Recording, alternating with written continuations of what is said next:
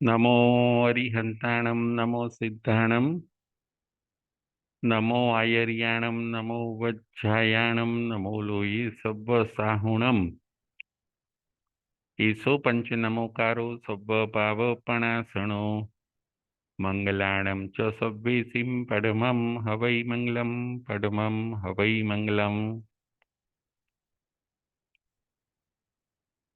ओम शांति शांति शांति। श्रवण भगवान महावीर स्वामीना चरण कमळમાં તથા સદગુરુદેવના ચરણ કમળમાં આપણા સૌના અવિરામ કોટી કોટી વંદન।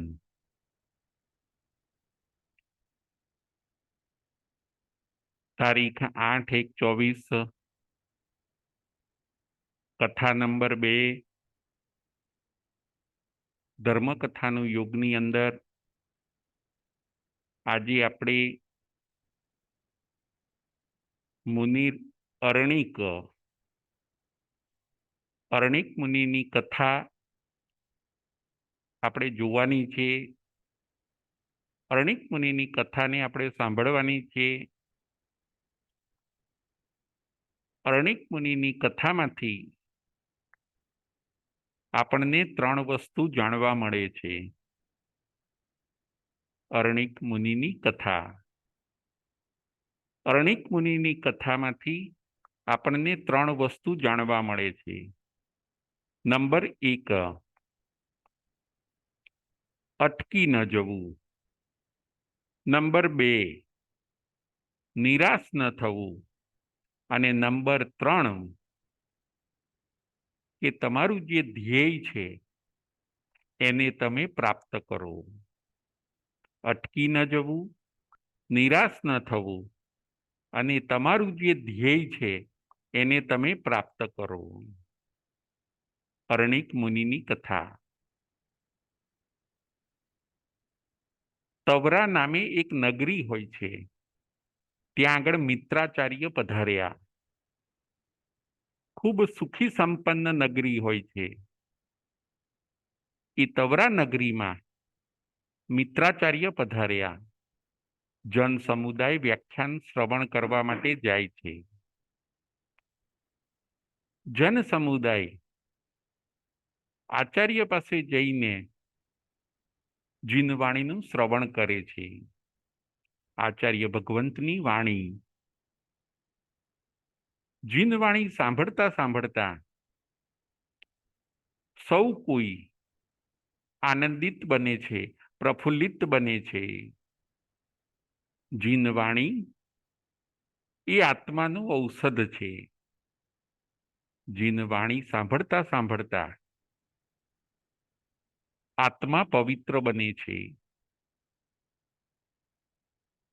આ જ જીનવાણી સાંભળીને એ જ નગરીમાં રહેતા શ્રેષ્ઠી દત્ત, એમની પત્ની ભાર્યા અને પુત્ર અરણિક એ પણ પ્રવચનમાં આવ્યા છે। શ્રેષ્ઠી દત્ત, પત્ની ભાર્યા અને નાનો પુત્ર અરણિક। અરણિક મુનિની કથા। આજે આપણે અરણિક મુનિનું જીવન જોવાનું છે અને એ કથામાંથી આપણને શું જાણવા મળે છે, શું સમજવા મળે છે, એને આપણે માણવાનું છે। શ્રેષ્ઠી દત્ત ખૂબ સુખી હોય છે, સંપન્ન હોય છે। આચાર્ય ભગવંતનું પ્રવચન સાંભળ્યું, ઘરે આવીને પોતાની પત્ની ભદ્રાને કહે છે કે હે ભદ્રા, આચાર્ય ભગવંતના પ્રવચનથી હવે મને આ સંસાર અસાર લાગે છે। મારે તપ કરવું છે, મારે મારા આત્માનું કલ્યાણ કરવું છે। હવે આ ઘરને તું સંભાળી લે। શ્રેષ્ઠી દત્ત, શ્રેષ્ઠી દત્ત ભદ્રાને કહે છે કે હવે આ ઘરનો ભાર તમે સંભાળો। તમે કુશળ છો, તમે સારી રીતે ઘરને સંભાળો મારે મારું આત્મકલ્યાણ કરવું છે. એક પતિ પોતાની પત્નીને કહે છે. શ્રેષ્ઠી દત્ત એ ભદ્રા પત્નીને કહે છે કે આ ઘરનો ભાર હવે તમે સંભાળો. ભદ્રા પણ કહે છે કે જેમ આપે પ્રવચન સાંભળ્યું એમ મેં પણ આચાર્યનું પ્રવચન સાંભળ્યું છે. આત્મકલ્યાણ કરીને જે મોક્ષનું મહાફળ છે, જે શાશ્વત સુખ છે, એને મારે પણ પ્રાપ્ત કરવું છે. હું પણ કેમ સંયમ અને તપ અંગીકાર ન કરું? ભદ્રા પણ તપ અને સંયમ લેવા માટે તૈયાર થાય છે. શ્રેષ્ઠી દત્ત કહે છે, હજી આપણો પુત્ર અર્ણિક નાનો છે, એકલો છે, સુકુમાર છે. હજી એણે કોઈ દિવસ પોતાનું કામ કર્યું નથી. એને સાચવશે કોણ? પુત્ર અર્ણિકને સાચવવાની જવાબદારી આપણા ઉપર છે. માટે તમે સંસારમાં રહો. શ્રેષ્ઠી દત્ત કહે છે. શ્રેષ્ઠી દત્ત ભદ્રાને કહે છે, તમે સંસારમાં રહો, પુત્ર અર્ણિકને સાચવો, એને તમે મોટો કરો. પુત્ર અર્ણિક પણ ત્યાં આવે છે.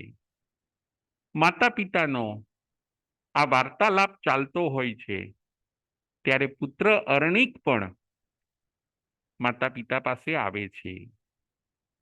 સમજુ છે, સુકુમાર છે, કિશોર અવસ્થાને પ્રાપ્ત કરેલી છે, ખૂબ ધનાઢ્ય શ્રેષ્ઠી પરિવાર છે. પુત્ર અર્ણિક કહે છે, હે માતા પિતા, તમારે પણ જો મહાફળ મેળવવું છે, શાશ્વત સુખ મેળવવું છે, તો મારી પણ એવી જ ચાહના છે કે હું પણ આપની સાથે જ રહું. આપ જો સંયમ અને તપ સ્વીકારો તો હું પણ આપની સાથે રહું. મહાફળની પ્રાપ્તિ હું પણ કરું. શાશ્વત સુખથી હું શા માટે વંચિત રહું? પુત્ર અર્ણિક માતા પિતાને કહે છે. શ્રેષ્ઠી દત્ત પિતા કહે છે કે તને સંયમ જીવનનો અનુભવ ન હોય. સંયમ જીવનમાં તો કષ્ટ છે. તે કોઈ દિવસ જાતે તારું કામ કર્યું નથી. તું સંયમ જીવનમાં કેવી રીતે રહી શકીશ?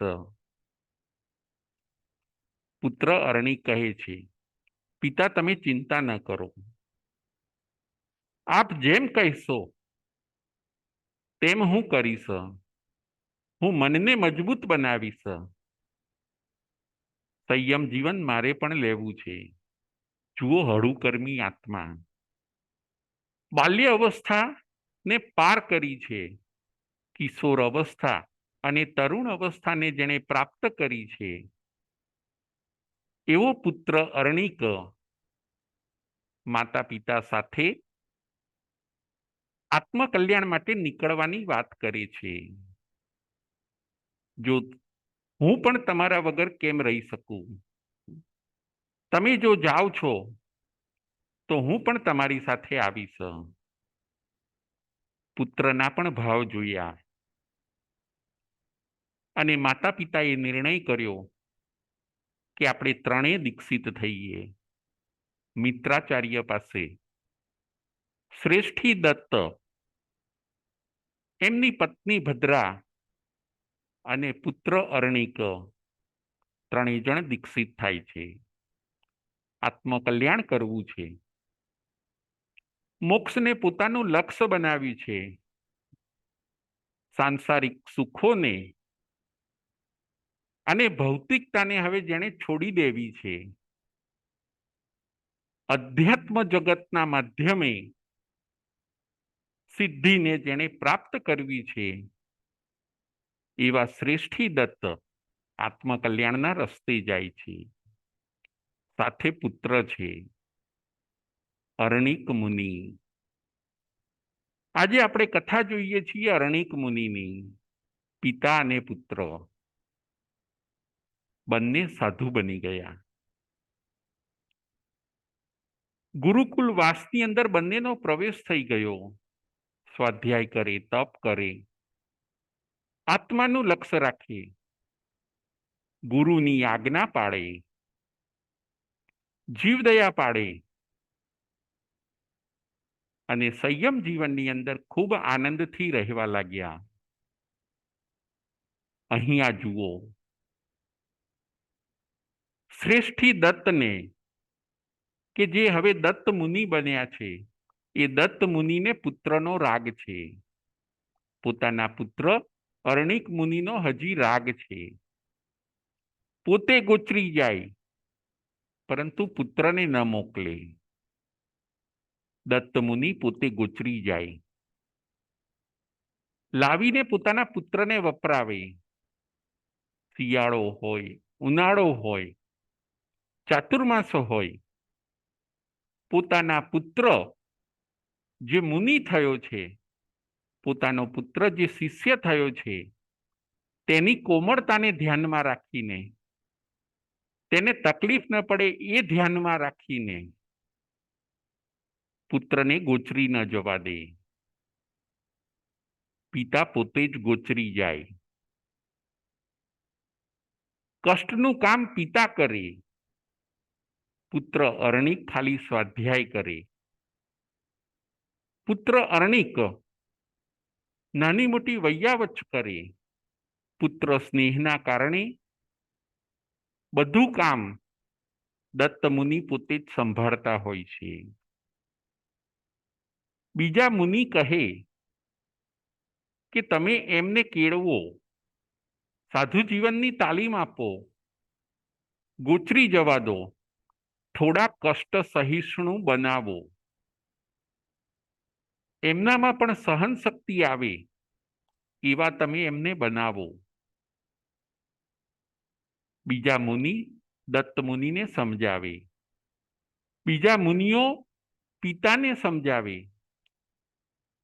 પરંતુ પિતા દત્ત મુનિ આન્સર આપતા કે હજી મારો પુત્ર અરણિક મુનિ હજી નાનો છે, સુકોમળ છે, એ પણ એનો સમય આવશે ત્યારે પોતે બધું કાર્ય સંભાળશે. અત્યારે મને કરી લેવા દો. જુઓ, દત્ત મુનિને પુત્રનો સ્નેહ છે, પુત્રનો રાગ છે. આમ કાર્ય સંભાળતા સંભાળતા વર્ષો નીકળી ગયા. દત્ત મુનિ તપ જપ કરીને ઉંમર થવા પર એ સ્વર્ગવાસ પામ્યા. દત્ત મુનિનો દેવલોક થયો. આ બાજુ પુત્ર અરણિક મુનિ એ પોતે હવે એકલા થયા.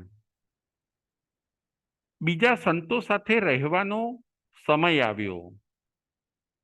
શરૂઆતમાં બીજા સંતોએ થોડું થોડું કામ કરી આપ્યું. પછી હવે એ અરણિક મુનિને કહેવા લાગ્યા, આપ પણ બહાર જાઓ,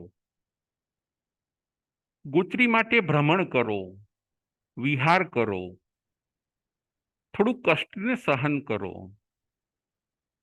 અરણિક મુનિને આવી ટેવ ન હતી, છતાં પણ અરણિક મુનિ પોતે ગોચરી જવા લાગ્યા. ગોચરીનો કોઈ એવો અભ્યાસ નહીં, ભિક્ષાચર્યાનો અભ્યાસ નહીં. એક પછી એક ઘરે જવું હોય, યુવાન અવસ્થા, પોતે થાકી જાય, પોતાને ખ્યાલ ના આવે,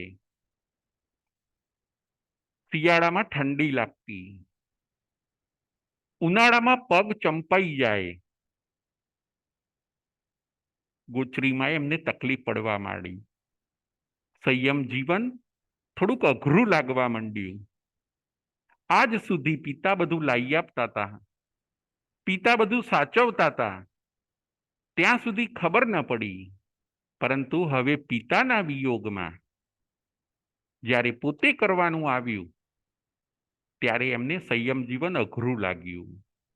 ઉનાળામાં પગ ચંપાઈ જાય, ક્યાંય ગોચરી મળે ક્યાંય ગોચરી ન મળે, વિહાર કરવા પડે. બીજા મુનિઓની આજ્ઞામાં રહેવાનું આવ્યું. બીજા મુનિ કડક બનીને ઘણીવાર એમનું હિત થાય એટલા માટે કામ લેતા. અરણિક મુનિ ને હવે સંયમ જીવનમાં થોડી તકલીફ લાગે છે, ગૂંચરી જાય છે. એકવાર એમના જીવનમાં એવો પ્રસંગ બને છે કે ગોચરીમાં જતા તડકો ખૂબ હોય છે, પગ ચંપાઈ જાય. એક કોઈ મોટું મકાન હોય છે, એ મકાનની છત નીચે પોતે ઊભા રહે છે, પગ ખુલ્લા છે. તાપ કહે છે મારું કામ. મુનિ યુવાન છે, અરણિક મુનિ યુવાન છે, સશક્ત છે, રૂપ સંપન્ન છે, મકાનની એક છત નીચે ઊભા છે. ભિક્ષાચર્યા માટે આજે નગરીમાં નીકળ્યા છે. કોઈક યુવતીએ એ મકાનમાં રહેતી એક ધનાઢ્ય યુવતીએ આ અરણિક મુનિને જોયા. યુવતી પણ ખૂબ રૂપ સંપન્ન હોય છે, ધનાઢ્ય હોય છે. યુવતીએ અરણિક મુનિને જોયા. એને એમ થયું કે ઓહો, અરણિક મુનિ કેવા રૂપ સંપન્ન છે, આ મુનિ કેવા રૂપ સંપન્ન છે. જો આવે તો મારા મકાનમાં એમને બોલાવું, મારા ઘરે બોલાવું. દાસીને મોકલીને અરણિક મુનિને પોતાના ઘરે બોલાવે છે. યુવતી દાસીને પોતાના ઘરે બોલાવે છે. દાસીની પાસે અરણિક મુનિને પોતાના ઘરે બોલાવે છે. અરણિક મુનિ આવે છે. બાલ્ય અવસ્થા છે, ભોળા છે, સંયમ જીવનનો હજી વધારે અભ્યાસ નથી. યુવતી બેસવાનું કહે છે, યુવતી સમજાવે છે. આવું કષ્ટ કેમ સહન કરો છો? ગરમીમાં કેમ બહાર નીકળ્યા છો? તમે હવે અહીંયા જ રહો, અહીંયા તમને રોજ ભોજન મળશે, તમને બધી સુખ સુવિધા અહીંયા આપીશું. મુનિ પોતે ભોળા છે. એમને એમ લાગ્યું કે આ જ જીવન છે. જો મારું બધું અહીં સચવાઈ જતું હોય તો અહીંયા રહેવામાં શું વાંધો છે? સંયમ જીવનની પવિત્રતા, સંયમ જીવનનો પાક્કો ખ્યાલ આ મુનિને નથી. યુવતીના કહેવા પ્રમાણે એ પોતે ત્યાં રહી જાય છે. રોજ બધી સુખ સુવિધાઓ સચવાઈ જાય. ધીરે ધીરે અરણિક મુનિ એ યુવતીના મોહમાં પડે છે. યુવતી પણ અરણિક મુનિને મોહમાં પાડે છે. ઉપાશ્રયની અંદર બધા મુનિઓએ અરણિક મુનિની તપાસ કરી. અરણિક મુનિ ન મળ્યા. મુનિઓએ વિહાર કરી લીધો. માતા ભદ્રાને ખબર પડી. માતા ભદ્રા શોધવા લાગે છે. મારો પુત્ર અરણિક, જે હવે અરણિક મુનિ છે, એ ક્યાં ગયો? એ હજી સુકુમાર છે, એ હજી યુવાન છે, એ ક્યાં ગયો? મુનિઓ પાસે નથી, એકલો પડી ગયો, એ ક્યાં ગયો? માતાને વલોપાત થાય છે. માતા પણ સાધ્વીજી બની ગયા છે, ભદ્રા માતા. માતાને વલોપાત થયો. માતાને ચેન ન પડે. એમ થાય કે એક ગામમાં હશે, બીજા ગામમાં હશે, એક નગરીમાંથી બીજી નગરીમાં, એક ગામમાંથી બીજા ગામમાં. માતા તપાસ કરે છે. મુનિ અરણિક, મુનિ અરણિક. જુઓ, માતૃત્વ આ હતું માતાનું માતૃત્વ. મારો દીકરો ક્યાં ગયો? હમણાં સુધી તો ગુરુકુળ વાસમાં હતો. મારો પુત્ર ક્યાં ગયો? ભદ્રા માતા ગામે ગામે અને નગરે નગરે મુનિ અરણિકને શોધવા માટે નીકળે છે. પણ અરણિક મુનિની ક્યાંય ભાળ ન મળે. માતાને ચેન ન પડે. માતાનું લક્ષ્ય પણ સંયમ જીવનમાં હવે ઓછું રહે. પ્રતિક્રમણ કરતી વખતે પણ પોતાનો પુત્ર યાદ આવે. વિહારમાં, ગુરુકુળવાસમાં ગોચરી વાપરવી પણ માતાને ગમે નહીં. એમને એમ થાય કે મારો વાલસોયો પુત્ર શું કરતો હશે? મારો વાલસોયો પુત્ર ક્યાં હશે? ભદ્રા માતા જે સાધ્વીજી બન્યા છે એ પોતે બેચેન બની ગયા. થોડાક શાસ્ત્રકારો કહે છે, કથાકારો કહે છે કે થોડાક પોતે પાગલ જેવા બની ગયા. જ્યાં જાય ત્યાં દરેક વ્યક્તિને પૂછે, ઉપાશ્રયે દરેક માણસને પૂછે, તમે મુનિ અરણિકને ક્યાંય જોયા છે? મુનિ અરણિક અહીં આવ્યા હતા? એક ગામથી બીજે ગામ, એક નગરમાંથી બીજે નગર. આ બાજુ અરણિક મુનિ એ પેલી યુવતી સાથે મોજ શોખ અને પ્રમાદની અંદર લાગી ગયા છે. એમને એવો ખ્યાલ નથી આવતો કે હું તો ક્યાંથી ક્યાં પહોંચી ગયો.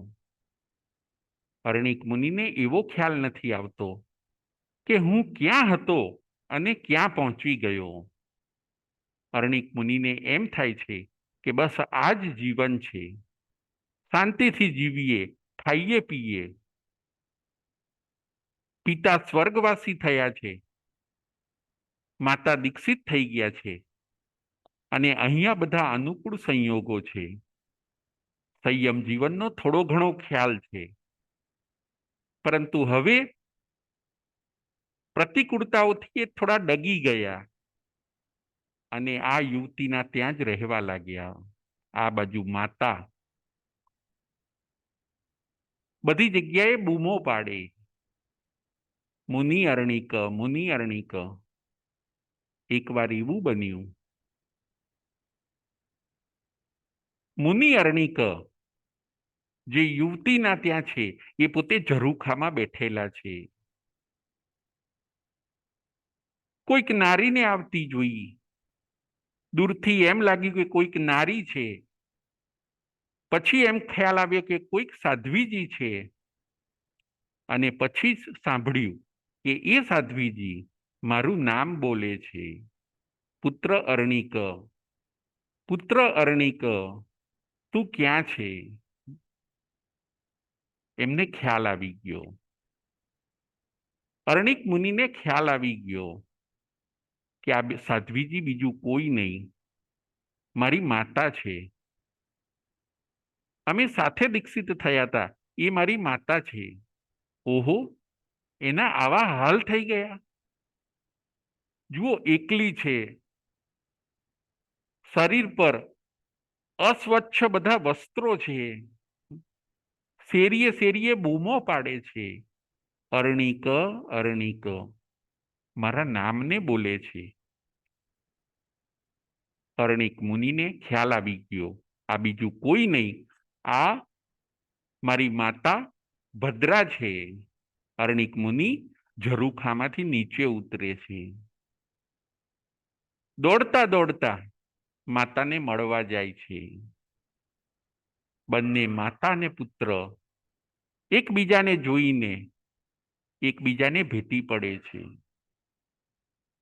પુત્ર અરણિક માતાના ચરણોમાં સાષ્ટાંગ પ્રણામ કરે છે. માતા, તને શું થઈ ગયું? માતા, કેમ તારા આવા હાલ થઈ ગયા? માતા સાધ્વીજી પુત્ર અરણિકને કહે છે, હે પુત્ર, તું ક્યાં ખોવાઈ ગયો હતો? તારા વગર તને શોધવામાં હું મારા સંયમ જીવનનું પણ ભાન ભૂલી જતી. તું ક્યાં હતો? તું અત્યાર સુધી ક્યાં રહેતો હતો? આ મકાનમાં તું શું કરે છે? તું કેમ આ પ્રમાદમાં પડી ગયો?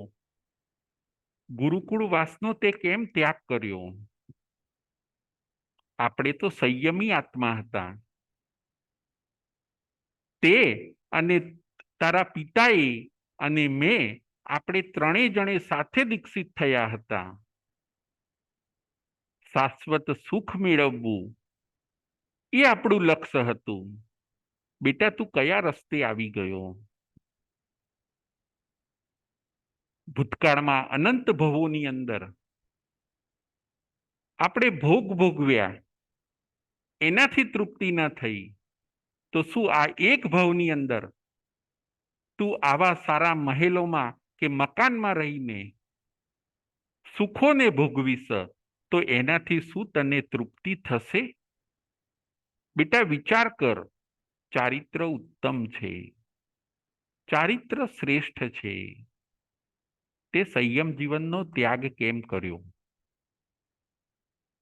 તું પ્રમાદમાં કેમ આવી ગયો?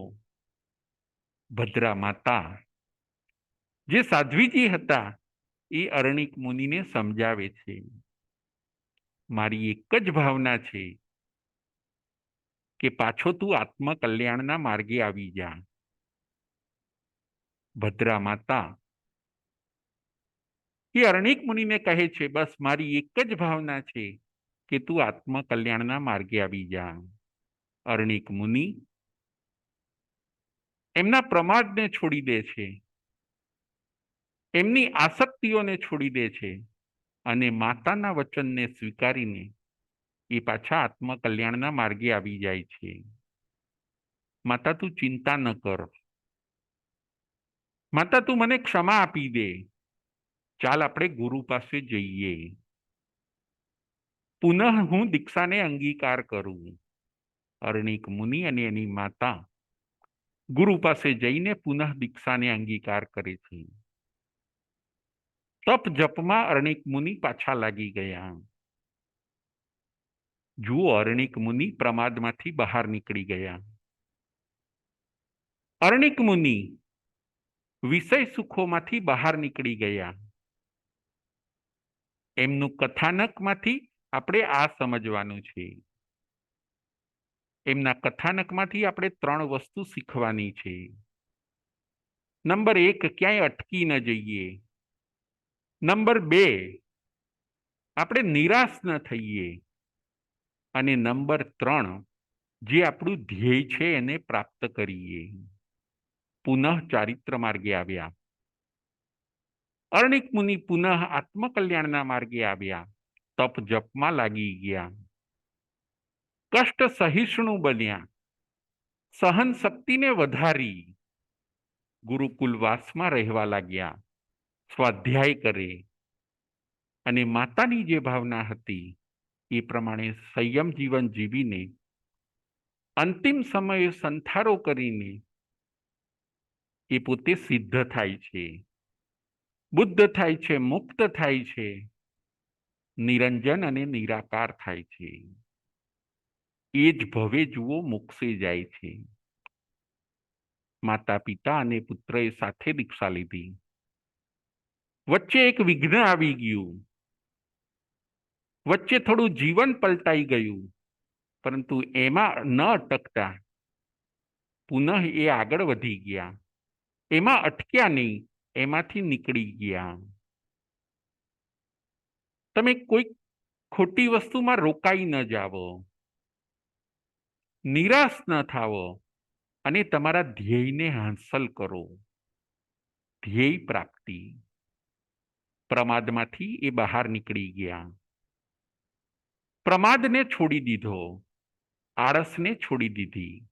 આપણા ત્યાં પ્રમાદ 5 પ્રકારના બતાવવામાં આવ્યા છે.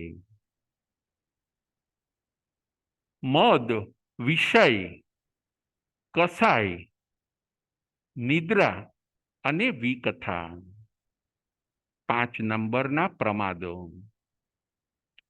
પ્રમાદને આપણે છોડીએ, એ પણ આ કથાનકમાંથી આપણે જાણવાનું છે. કયા કયા પ્રમાદો? સંસારમાં ભલે આપણે એક્ટિવ હોઈએ, સંસારમાં ભલે આપણે દોડાદોડી કરીએ, પરંતુ શાસ્ત્રકાર એને પ્રમાદ જ કહે છે. સંસારના કામો એ સ્વાર્થના છે. સંસારના કામો એ અર્થ ઉપાર્જનના છે. એમાં આપણે ગમે એટલા એક્ટિવ રહીએ તો પણ એને સાચો પુરુષાર્થ કે ધર્મ પુરુષાર્થ ગણવામાં આવ્યો નથી. એને પ્રમાદ જ કીધું છે. સંસારમાં કોઈ ગમે એટલું બિઝી રહેતું હોય, એને સંવર કે નિર્જરા થવાની નથી. એ એક જાતનો પ્રમાદ છે. એ જીવ ભૌતિકતાની અંદર ઓતપ્રોત છે, આધ્યાત્મિકતાના રસ્તે નથી. પ્રમાદ 5 છે: મદ, વિષય, કસાય, નિદ્રા અને વિકથા. મદ, મદ્ય, મદ્ય એટલે નશાકારી વસ્તુઓ. નશાકારી વસ્તુઓનું સેવન એ છે પ્રમાદ. વાઇન, વિસ્કી, સ્મોકિંગ, તમાકુ, આ બધું છે મદ્ય, એનું સેવન. પ્રમાદ નંબર 1 મદ્ય. નંબર 2 વિષય. વિષય એટલે મોજ શોખ, ખાવું પીવું, હરવું ફરવું, એ છે બીજા નંબરનો પ્રમાદ, વિષય. નંબર 3 કસાય. ક્રોધ, માન, માયા અને લોભ, એનું સેવન કરવું એ પણ છે પ્રમાદ. ક્રોધ, માન, માયા અને લોભ.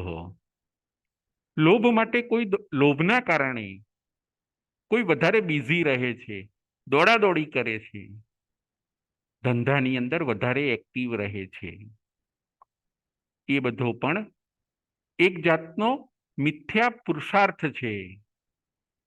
એને શાસ્ત્રમાં પ્રમાદ કહ્યું છે.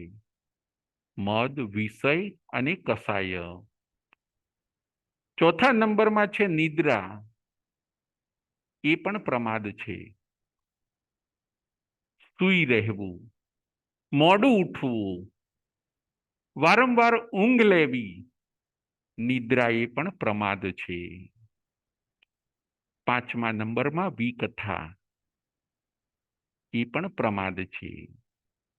વિકથા, કારણ વગરની ચર્ચાઓ કરવી,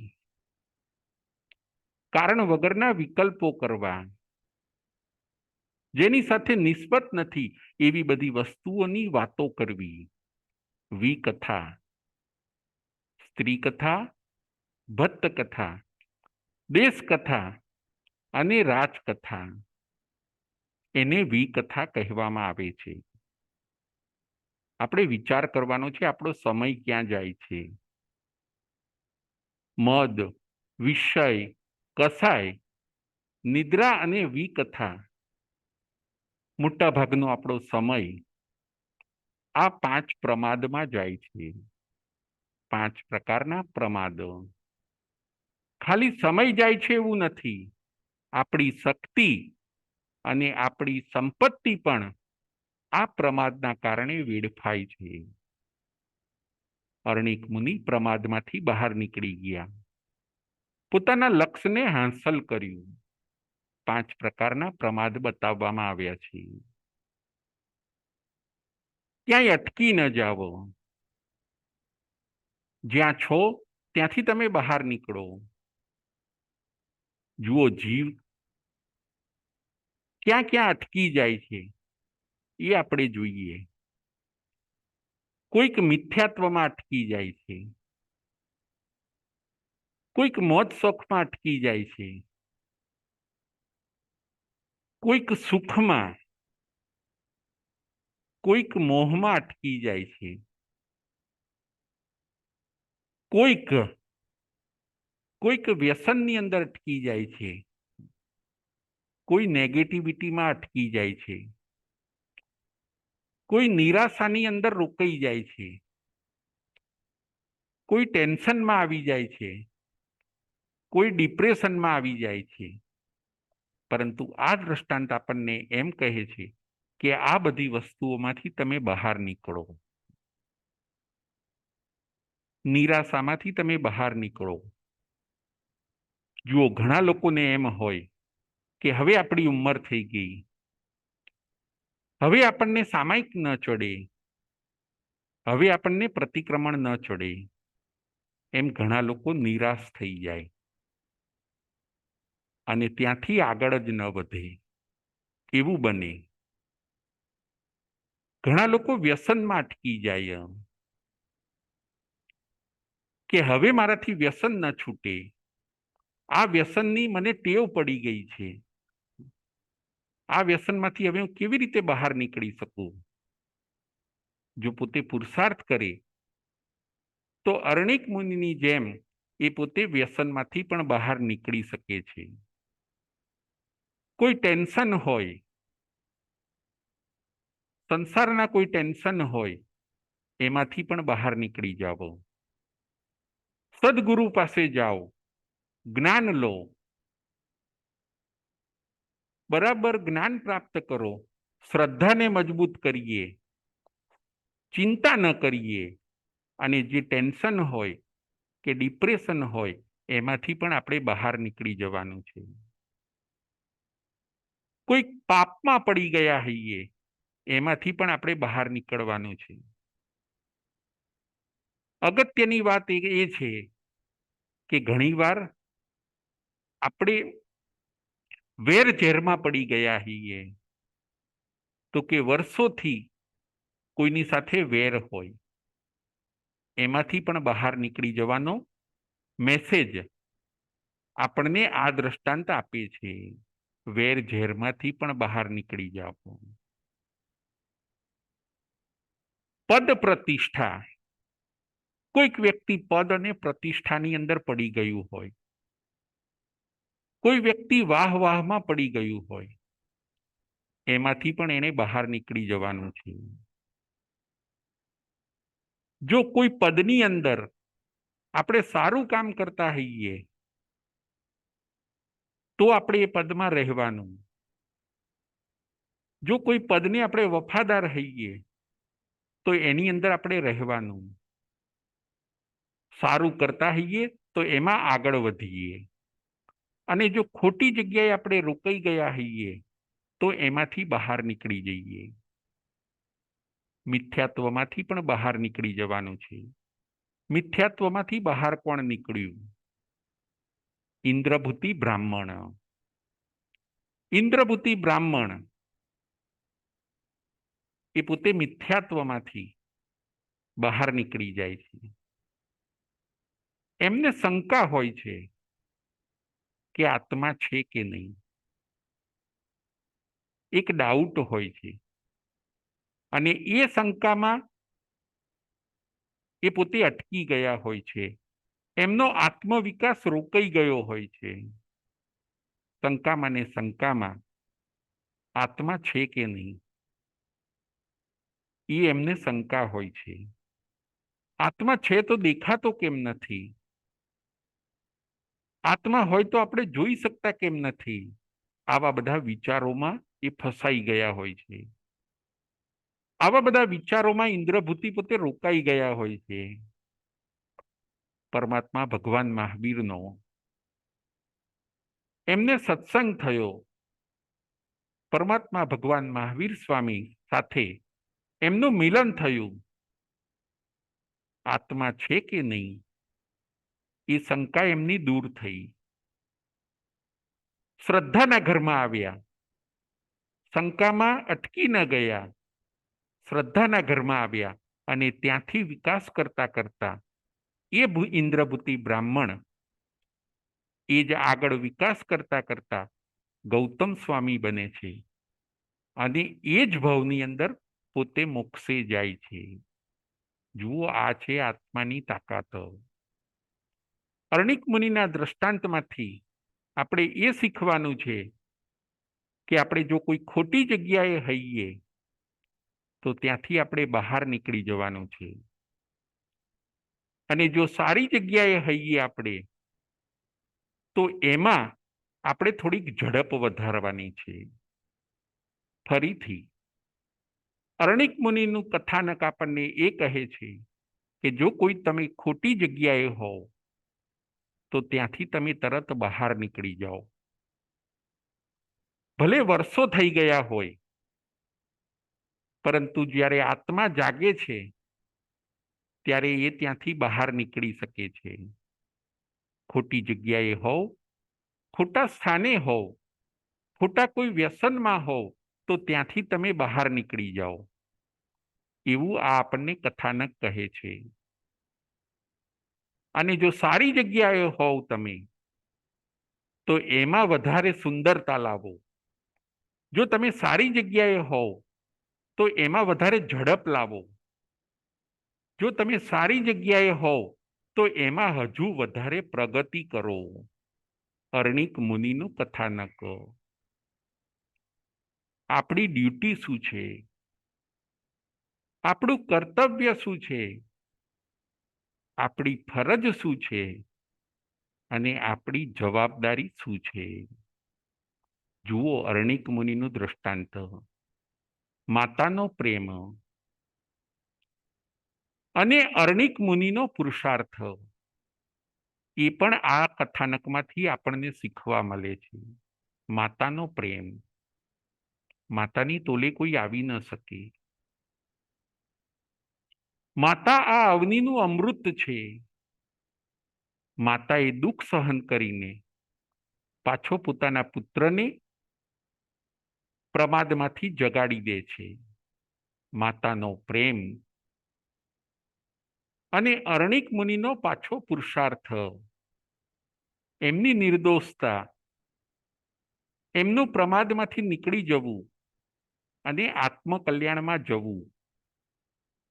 જો ખોટી જગ્યાએ આપણે છીએ તો ત્યાંથી આપણે બહાર નીકળી જઈએ, અને સારી જગ્યાએ છીએ તો ત્યાં ખૂબ પ્રગતિ કરીએ, એવું આ કથાનક આપણને સમજાવે છે. આપણું જે ગોલ છે, આપણો જે ધ્યેય છે, એને આપણે હાંસલ કરવાનો છે. વાલિયા લૂંટારાનું દ્રષ્ટાંત. વાલિયા લૂંટારો વાલ્મીકી ઋષિ બને છે. ચોરીના કામમાં એ અટકી ગયા હોય છે. વર્ષોના વર્ષો સુધી ચોરીનું કામ, એમાં જ પુરુષાર્થ, એનું જ ચિંતન, એનું જ મનન.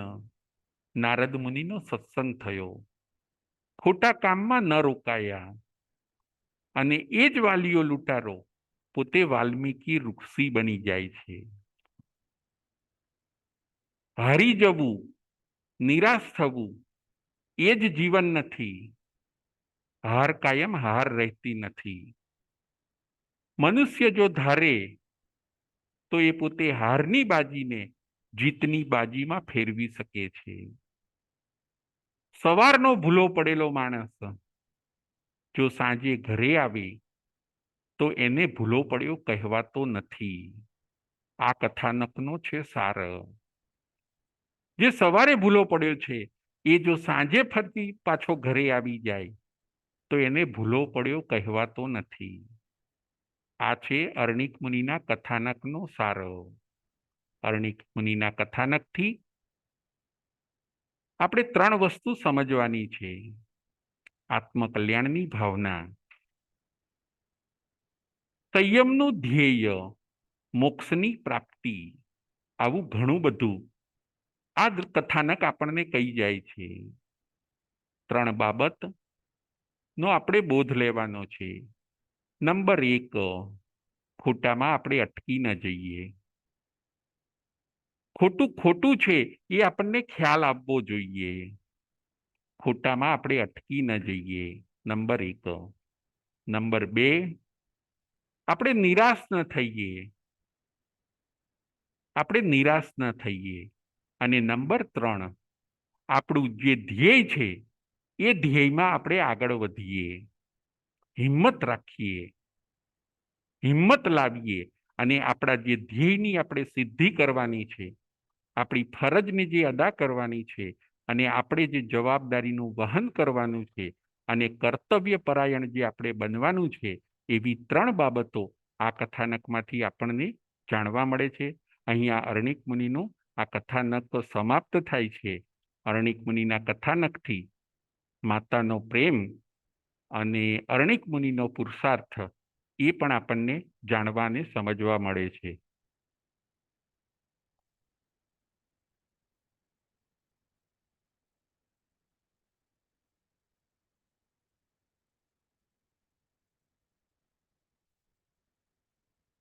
જય જિનેન્દ્ર, બધાને ખાસ જય જિનેન્દ્ર.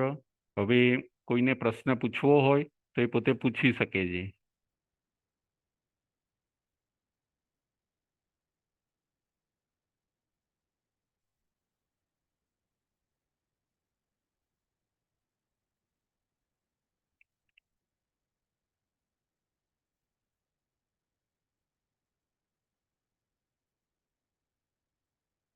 કોઈને પ્રશ્ન પૂછવો હોય તે પોતે પૂછી શકે છે.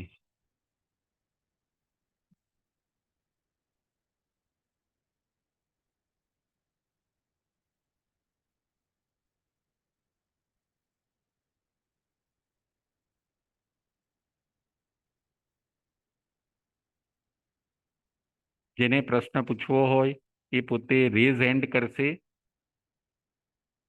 તો અમને અહીં ખ્યાલ આવશે.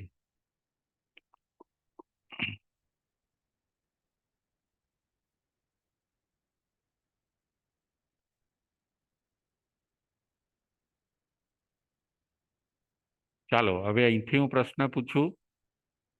પ્રશ્ન નંબર 1,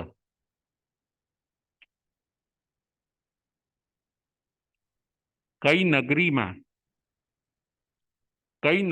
આચાર્ય પધાર્યા? નગરીનું નામ અને આચાર્યનું નામ. નગરીનું નામ અને આચાર્યનું નામ.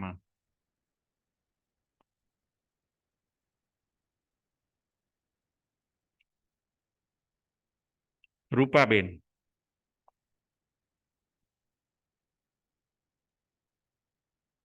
નગરીનું નામ અને આચાર્યનું નામ.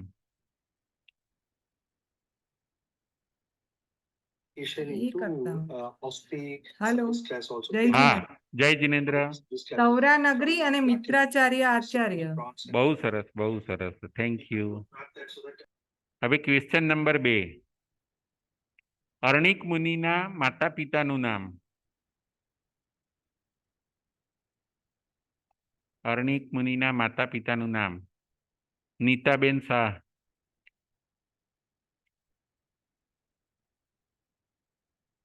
મારું નામ ભદ્રા અને પિતા નામ શ્રેષ્ઠી દત્ત. ફરીથી, માતાનું નામ. માતાનું નામ ભદ્રા અને પિતાજીનું નામ Shreshthi Datta. Okay, fine, thank you. હવે પ્રશ્ન નંબર 3, પ્રમાદ કેટલા અને કયા કયા? પ્રમાદ કેટલા અને કયા કયા? સંગીતાબેન મહેતા. જય જિનેન્દ્ર રાજુભાઈ. જય જિનેન્દ્ર. પ્રમાદ 5 છે. હમ મદ, વિષય, કષાય, નિંદ્રા અને વિકથા. બહુ સરસ, બહુ સરસ, thank you. Thank you. Okay, હવે આગળ 5 પ્રમાદના ભેદ કયા કયા? 5 પ્રમાદના ભેદ અને પ્રભેદ કયા કયા?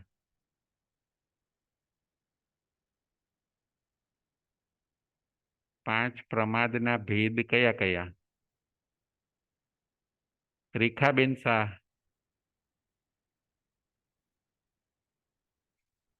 પાંચ પ્રમાદના ભેદ પ્રભેદ. રેખાબેન શાહ.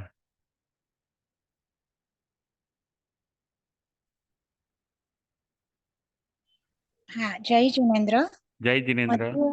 મદ્ય એટલે આ નશો કરાવે તેવી વસ્તુ, ડ્રિંક્સ છે, સ્મોક કરવું ઈ છે કે ઈ રીતે જ છે ને?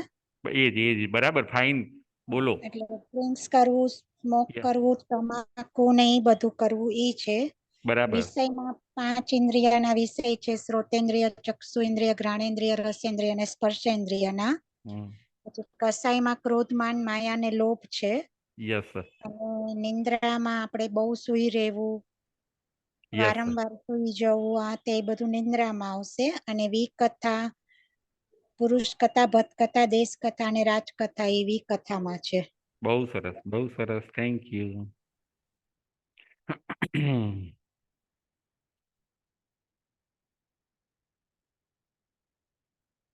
શિથિલતામાં કોણ રોકાઈ ગયું? શિથિલતામાં અ, શિથિલતામાં કોણ રોકાઈ ગયું? શિથિલતામાં કોણ રોકાઈ ગયું?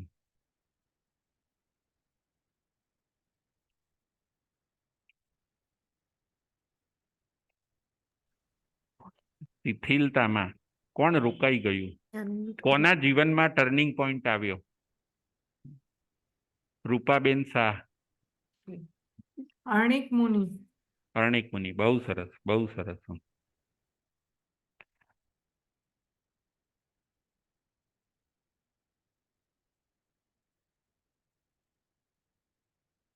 ભદ્રા માતાને ઘરમાં રહેવાની ભલામણ કોણ કરે છે?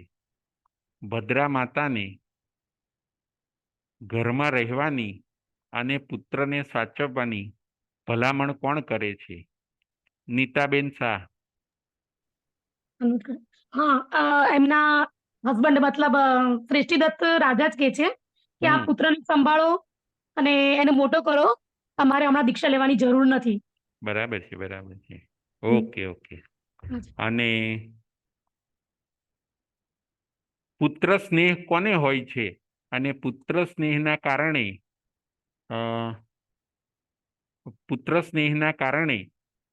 એ કઈ કઈ ક્રિયાઓ કરતા હોય છે? પુત્ર સ્નેહ કોને હોય છે? પુત્રનો રાગ કોને હોય છે? અને એ રાગના કારણે પોતે કઈ કઈ ક્રિયાઓ કરતા હોય છે અને પુત્રને ન કરવા દે? નિકિતાબેન શાહ. સૃષ્ટિદત્ત જે દત્ત મુનિ બન્યા તેમને પુત્ર પ્રત્યે મોહ હોય છે. એના માટે જે એમને ગોચરી લેવા જવું, બીજા બધા જે કામો હોય છે પુત્ર મોહના લીધે પોતે કરતા હોય છે. પુત્રને સંયમ માર્ગમાં તકલીફ ના પડે એના માટે બધું એ કરતા હોય છે. બહુ સરસ, બહુ સરસ, થેન્ક યુ. આજની કથામાંથી આપણને કઈ 3 બાબત જાણવા સમજવા મળે છે? આજની કથામાંથી આપણને કઈ 3 બાબત જાણવા સમજવા મળે છે? રૂપમબેન પરીખ.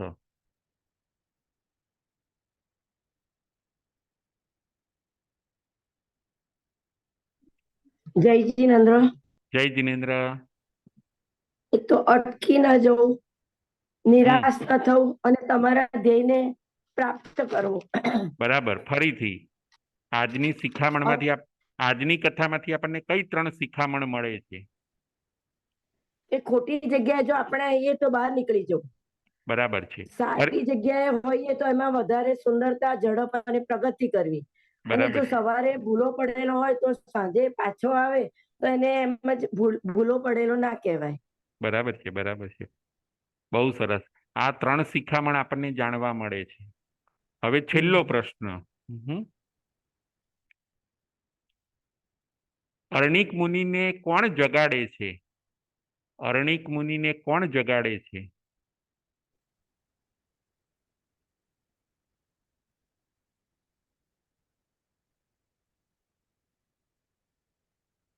અર્ણિક મુનિને કોણ જગાડે છે અને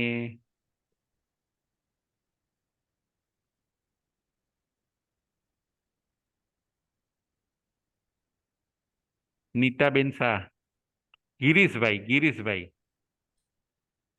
અરણિક મુનિને કોણ જગાડે છે અને શું શિખામણ આપે છે? ગિરીશભાઈ શાહ.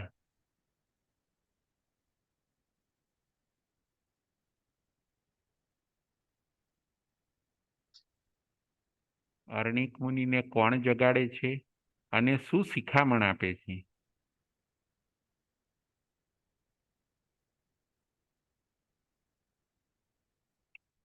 નીતાબેન શાહ. હા, તેમની માતા ભદ્રા અણિક હમ. મુનિને જગાડે છે અને હમ કહે છે કે બેટા, તું જે જગ્યાએ છે એ ખોટી જગ્યાએ છે, પાછો આવી જા સંયમના માર્ગે. હમ. આત્માનું કલ્યાણ કરવા માટે, શાશ્વત સુખને મેળવવા માટે તારે સંયમ પરિગ્રહણ કરવો જોઈએ, તારો આ ભાવ બગાડવો ન જોઈએ, એવી માતા એમને શિખામણ આપે છે. બહુ સરસ, બહુ સરસ.